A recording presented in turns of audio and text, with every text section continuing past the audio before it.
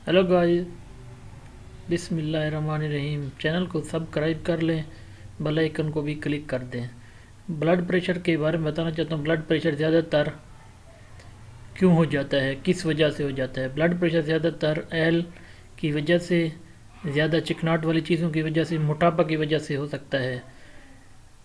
बाज़ औक़ात कोलेस्ट्रॉल की वजह से भी हो सकता है, ज़्यादा नमक के इस्तेमाल की वजह से भी हो सकता है। अगर इन चीज़ों का कसरत से इस्तेमाल किया जाए तो दिल की आर्टरीज बंद हो जाने का अंदेशा होता है।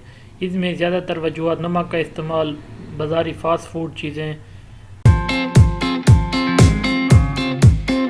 ब्लड प्रेशर के मरीज़ों के लिए जो परहेज़ मौजू होता है, चाय का कम इस्तेमाल, नमक का कम इस्तेमाल, फास्ट फूड से परहेज़, एल वाली भी चीज़ें कम इस्तेमाल की जा सकती हैं।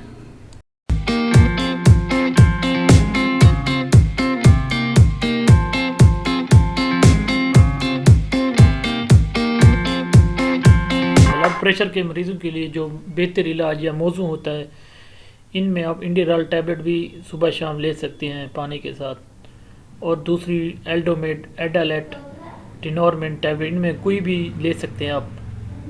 इंशाल्लाह मिलते हैं नेक्स्ट वीडियो के साथ।